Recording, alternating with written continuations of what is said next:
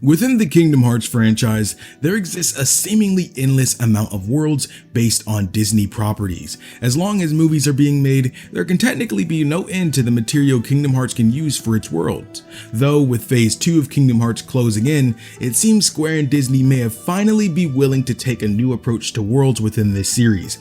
Phase 2 of Kingdom Hearts is widely speculated to include properties of Square themselves for its worlds. Now, with that being said, don't misunderstand. Kingdom Hearts is owned by Disney. Yes, Square is the one who actually makes the game, but Kingdom Hearts itself is owned by Disney, and they're the ones Square also needs to go through for things that can and can't fly in the series.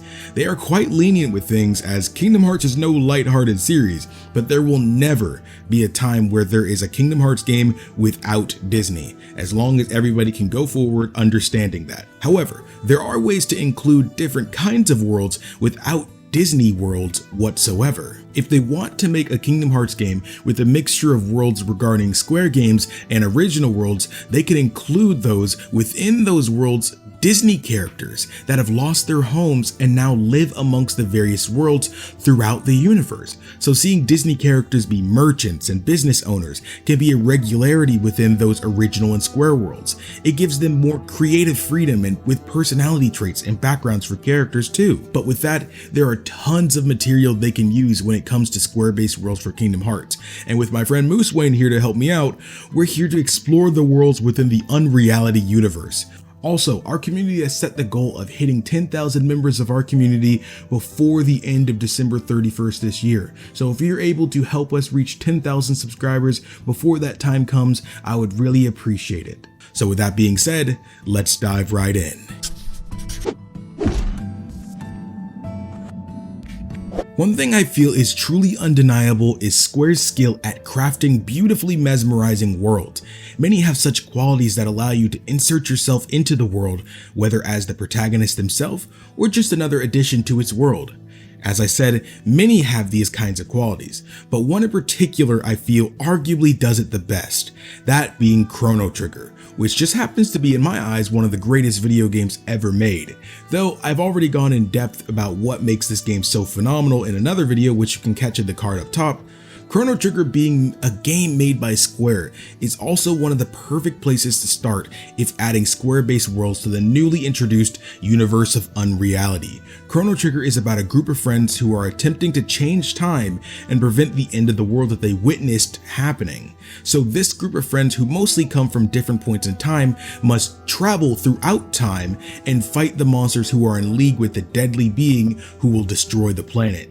Despite seemingly having a darker tone, the way the game is presented is top notch, and thanks to time travel, it's probably one of the easiest games to insert Sora, Donald, and Goofy into for an adventure. One, it wouldn't be a clash with having a talking duck or a 7-foot-tall dog in its world, as Chrono Trigger has beings who aren't humans living within this kingdom as well. And with Chrono Trigger's themes of light versus darkness, but in this world it's represented through humans versus fiends, which are basically just monsters, it wouldn't feel that distance from the core roots of Kingdom Hearts either. And because once again Chrono Trigger centers around time travel, I can see Sora not being fully on board with attempting to change time and fate again, since he's caused a lot of problems recently in Kingdom Hearts 3 and beyond for doing that. But the cast of Chrono Trigger, mainly thinking of Marl and Luca here, would be able to teach Sora that sometimes for what you believe in, the risk in sacrificing yourself is worth it for the safety of others. Though in a way, I feel it's a lesson Sora already knows, but relearning this will allow him to steel himself and regain the confidence he lost in Dream Drop Distance and Kingdom Hearts 3. A step forward in Sora becoming the person he truly feels he wants and needs to be. I don't think having a summed up version of the whole game would work, but having all the party members together after the events of the Kingdom of Zeal, they can together make a decision regarding Magus, and in the end they can take on the mysterious Black Omen. But when that's all said and done, it's time to encounter the destroyer of the world. But at this moment, the Chrono Trigger gang will take things from here, while Sora, Donald, and Goofy can escape safely. Though of course with the help of Sora, Donald, and Goofy in this fight would prove a greater chance of survival, but sometimes for the people we care about, these kinds of risks must be taken. One thing that any Kingdom Hearts fan should be used to seeing is Final Fantasy. Though of course the representation in Kingdom Hearts does not fully showcase who these people are out of context of their true lives, it's still a stepping stone for fans to get to know that world. And one world, even though we haven't seen these specific characters just yet in the series, but that would nonetheless work wonderfully, would be Final Fantasy IV. Final Fantasy IV was the first game where Square started taking complexities in their writing seriously. Their story involves much love, heartbreak, betrayal, redemption, the pain of loss, and so much more. And Kingdom Hearts as a series that it's become, I feel many of our main cast would be able to relate with the characters of Final Fantasy IV. For example, Lee and the main character Cecil were both what their world of their series may consider bad guys when you're introduced to them. But then later they begin to clearly see the horrors they've committed and work to make up for the harm they've caused others, some who even become part of their teams. And Sora meeting Cecil's best friend Kain would also be an amazing matchup. Kain is someone who's been controlled by dark forces multiple times, needing for him to be saved by others. I feel placing Sora, Donald, and Goofy in a time where they get to witness Cecil's change and aiding the main team in saving Kain, this will directly put Sora in a place where others have recently been in for him, and I feel like it would teach him the consequences of the actions he takes. Yeah, he may be able to make some progress in what he wants to accomplish by just diving right in, but if it takes your friends risking their lives just to make up for your recklessness, is that really worth it? I feel this is a perfect opportunity to take advantage of Sora's insecurities by letting him see where his friends stood and learning not to recklessly dive into situations. Abusing the power of waking may have saved his friends, but if it takes sacrificing yourself to do so, is that the future that your friends want?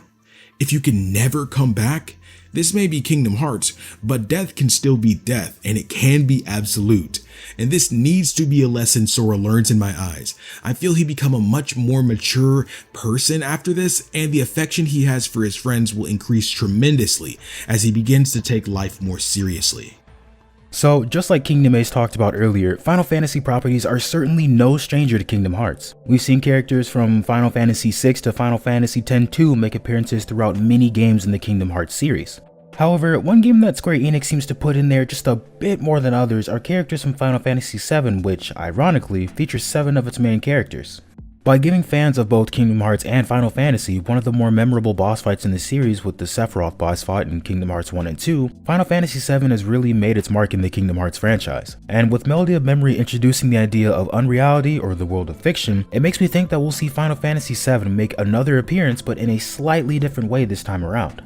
It is possible that we could see Sora end up in the world of Midgar with characters like Cloud and Tifa, but since we're in another universe, it could actually be the Final Fantasy VII remake version of these characters. And what that means is Sora could know them, but they would actually have never met Sora. It would kind of be like what we saw before in Dream Drop Distance. In that game, we did see Sora meet up with Neku and the gang from The World Ends With You, but the catch is that it was actually the Kingdom Hearts version of those characters, not characters from the actual The World Ends With You. So that could be the case here.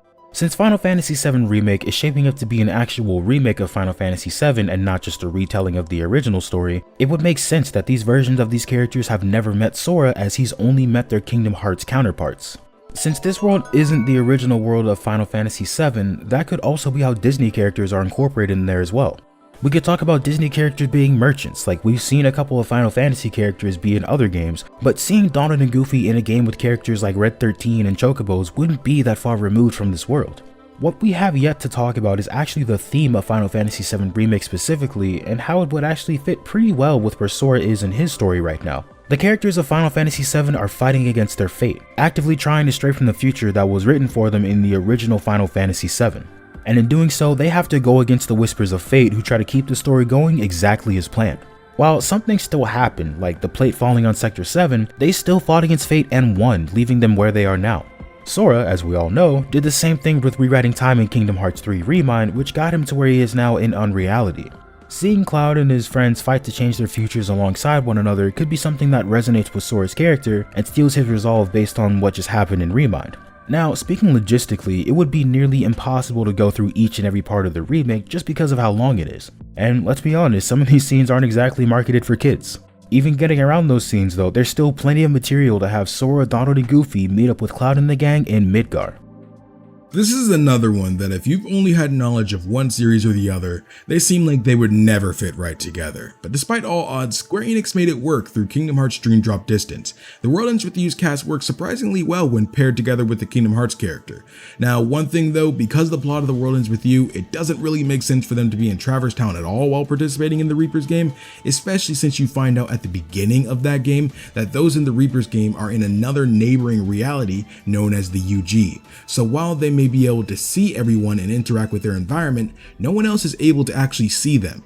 So adding The World Ends With You to Kingdom Hearts in the future, with Sora making his way to Shibuya after the event of Kingdom Hearts 3, if we're to have The World Ends With You in Kingdom Hearts at all, it'll likely be done earlier in a game showing what Sora is doing, as most agree, he's not just sitting there aimlessly. As someone who's in a bit of a difficult life situation, Sora is in prime position to be chosen for the Reaper's game, and because he already personally knows Neku from fighting alongside him in Dream Drop Distance, that Neku wasn't actually the real Neku, as confirmed by Tetsuya Nomura as well. So while Sora will know him, Neku won't know who Sora is. And if they want to take things further, Neku has amnesia at the beginning of The World Ends With You, making when Sora wants to approach him in a familiar manner, it makes things seem more believable in his eyes that the two are acquainted, as he knows he's missing memories of everything outside of his own name. Though with how the game ends, it'll likely be tweaked as all material-based worlds in Kingdom Hearts are to reflect that Sora and Donald and Goofy are here now. So with Sora here at the end of the week, he'll likely be making it out along with Shiki, as Neku has some unfinished business to see to before he leaves. Out of all the choices on this list, I genuinely feel this world will fit the best, likely because there's familiarity between Sora and these characters, just as there is with Final Fantasy, but now Kingdom Hearts 3 has made reason for there to be an incredibly important plot with this crew, and maybe if we're lucky, we'll have a cool battle system that combines the pen mechanic from The World Ends With You and the regular traditional battle system of Kingdom Hearts. Now that I'd love to see. Another game that would actually tie in well with the Kingdom Hearts universe is Dragon Quest, most likely Dragon Quest XI since it's just the most recent in the franchise. Now, Kingdom Hearts could work in this game for a couple of reasons. First, I think the fantasy elements that are present in Dragon Quest would work well with the fantasy aspect that's essentially at the core of Kingdom Hearts. This is more of a side note, but during the Yozora fight in the secret episode, it was interesting to see the contrast between Yozora's technology-based style of fighting and Sora's style, which was based on magic in the world of fantasy. When compared with the character who has a completely different fighting style, I found that Sora's combat really stood out far more than it had before. But anyway, seeing Sora going through the world of Erdrea would honestly just be a fun time. Seeing Sora, Donald, and Goofy fight alongside the Luminary to try to save the world from Mordegon would not only be a fun adventure to go on, but also an interesting thing to see because I don't think there's been a world that could be as one-to-one with Kingdom Hearts, which actually brings me to my second point. I think the tone of Dragon Quest XI that can switch between a lighthearted adventure game to a darker, more serious tone at the drop of a hat would work well with the dynamic of Kingdom Hearts because that's kind of what Kingdom Hearts is. The themes that are present within the game line up with Kingdom Hearts pretty well. Dragon Quest is a game that has themes that are based heavily on the classic struggle of light versus darkness. One thing that'd be interesting to see is how that would affect Sora, because in Kingdom Hearts we also see themes of light and darkness, but there's also a little gray area where characters like Xehanort and Ericus exist. They're both on the side of light and darkness respectively, but they're more complex than just I'm light so I'm good or I'm darkness so I'm evil. In a world like Dragon Quest where the relationship between light and darkness gets explored, part of me thinks that being in that world would affect Sora's perception of those forces that he's come into contact with over and over again. I could see the world painting characters associated with darkness as inherently evil, but then later Sora thinking about characters like Riku that use darkness but aren't bad people. So part of me thinks that being in a world where light and darkness don't really blend as well would influence or possibly entirely change how Sora sees them. All that to say, if there's any game whose characters and themes would fit perfectly in Kingdom Hearts, it'd be the world of Erdrea and Dragon Quest. And with that, this was a really fun video to make. Even though it's related to Kingdom Hearts, having a huge passion for everything Square Enix gets me excited when I get to talk about the other things outside of Kingdom Hearts 2. Alongside, of course, my friend Moose Wayne joining me today. I'll let you tell the class a bit about yourself. So that's gonna be it today, and first and foremost, much love to KingdomAce for having me here and working on this video. So over on my channel, I mainly focus on JRPG content that's focused on lore, discussions, and theories on things like Kingdom Hearts and Persona. So if that sounds like something you'd be interested in, I'd love to have you come over and be a part of the experience. But that being said, I will talk to y'all next time. Peace out. You heard the man, and much love to him for having me on his Christmas Kingdom Hearts series where I got to talk about how much I love Union Cross. So if you want to see our video on that, it's also in the description box below. But if you enjoyed it, why not leave me a like and subscribe? I hope I've earned it from you after this video, and if not, I've got a ton of other content I'm sure will be right up your alley. Thanks so much for watching. My name is KingdomAce, and remember, my warriors of courage, to stay strong, stay beautiful, and to always look skyward.